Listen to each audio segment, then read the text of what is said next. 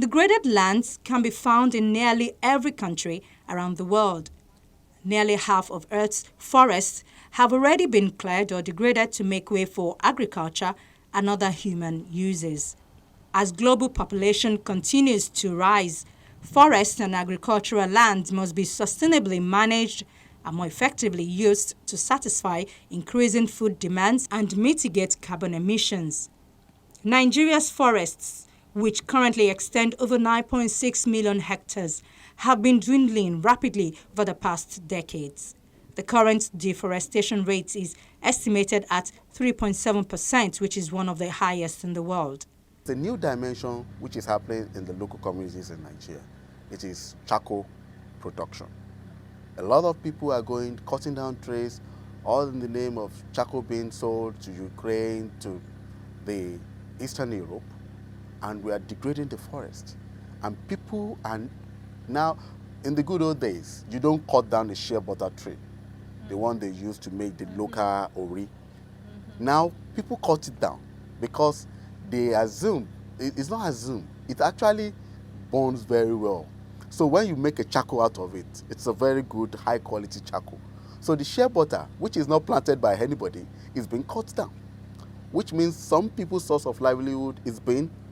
So suddenly you discover that there's no shea butter in the market again, or when it is available, it goes for a very ridiculous amount. And that's what we have to look at when we're talking about issues about values. Because we have to preach the values to the elites, to the local people, so that they understand why it is necessary to continue to protect this forest. Global Forest Watch, an initiative established as a global forest monitoring network convened by the World Resources Institute and partners, ranks Nigeria 56th on the countries with greatest tree cover loss table, with a loss of 439.03 kilohectares of vegetation relative to year 2000 figures. The percentage loss between 2001 and 2014 relative to tree cover in 2000 is 4.376%. This places Nigeria at number 88 on the table. With 60.32 kilohectares increase, Nigeria is 66th on the countries with greatest tree cover gain table between 2001 and 2012.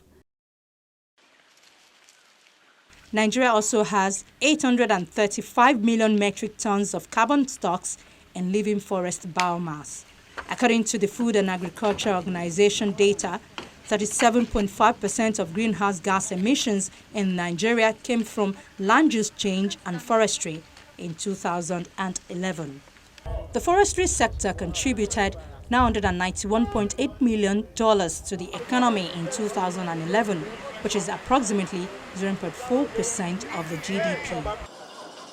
Forestry Research Institute of Nigeria was established as Federal Department of Forestry Research in 1954. It is mandated to conduct research in the conservation and improvement of genetic resources of forest trees, an ecosystem for economic development, improvement of the utilization of forest products and wood residues, and any other problem relating to forestry flora and fauna. How's it been?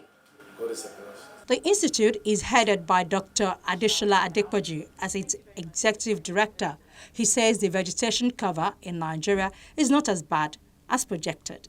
Most of the data we refer to are either FAO or UN data, which, in fairness to them, you'll see below the data estimated. But I want to tell you, I don't think it's as bad as been portrayed. I still can tell you that Nigeria is still very rich in some vegetation cover, not as thick as ought to be or used to be. I know recently we did some satellite image interpretation for about 4 states. That's Ogun, Osun, Ondo, and Taraba State. And it wasn't as bad as estimated, though some level of deforestation is going on within there, but they are manageable, and if stopped now, regeneration would not take too much time. So the vegetation cover of the country is not as bad as being portrayed. We couldn't have lost about 95%, and we're still here. It will be very, very difficult for us to be still here. And Lagos is still floating on water. Then that would have been very, yeah, I know that there's some serious distortion in what ought to be, particularly a mangrove. When we talk about mangrove, we talk about the data part of this country owing to the oil exploration activities and co.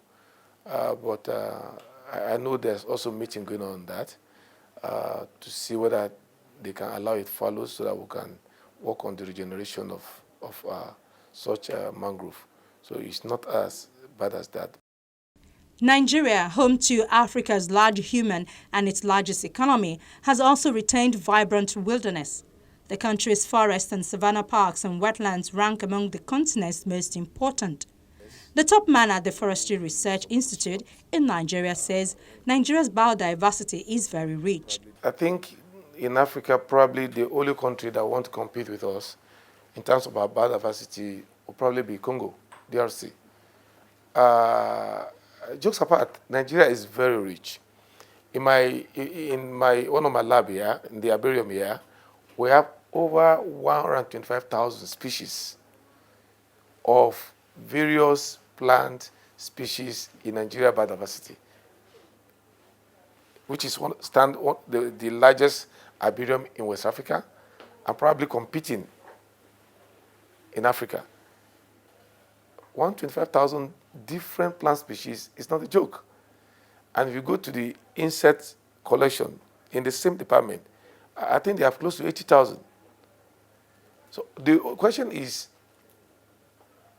how many of these species are still in existence? How many are extinct? To our own capability, those that we can save, we have saved in what we call arboretum for plants.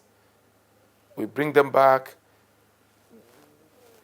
maybe on 1 acre land, just leave some species of those plants there, at least for future reference, for those who want to have an idea of how this plant looks like. And to do a photo herbarium of all these plants also, because you cannot tell of anything that can happen. So we're doing a volumetric documentation of all these various species and with details of what they are, the family they belong, and what were their use or uses for, so that at least that can further research in future. But he warned that there is a need to be worried about human activities in relation to the forest. We should be more than worried because I tell you, this is a part of what gives some of us nightmare. When you have an idea of the volume or the ratio of how much water occupies on earth and land, and you have an idea of what tsunami is like. If you have ever seen the video footage of the one that happens in Japan, you will know that we shouldn't joke with this. Because the only thing, like I told you, that slows down the movement of water is vegetation. And if you find out how much do they even buy this log, that will anger you the more. Bringing down a tree may not even cost 5,000 naira. The total cost of buying or selling that tree. So when you look at it vis-a-vis the consequences, bringing that one tree is costing the country, then you know something is wrong somewhere. And where there are equipment that can relocate that particular tree, even if it's on the wrong place, you can relocate without even cutting. I can move a whole tree as big as this room from one spot to another spot without affecting anything. But in terms of its consequences, it's unquantifiable. But then we still have to look at who has the power. Does the federal has the power to some extent to where he has control. And that's probably the land acquired by federal before the Land Use Act. But the Land Use Act empowered the state. So the state has limited power on what it does with this land. Even as a forester, if I decide to go and plant up a field I thought is empty today, and the governor comes tomorrow and said, no, I need that field for something else, and bring down all the trees, what power do I have? The power over land is given to the state.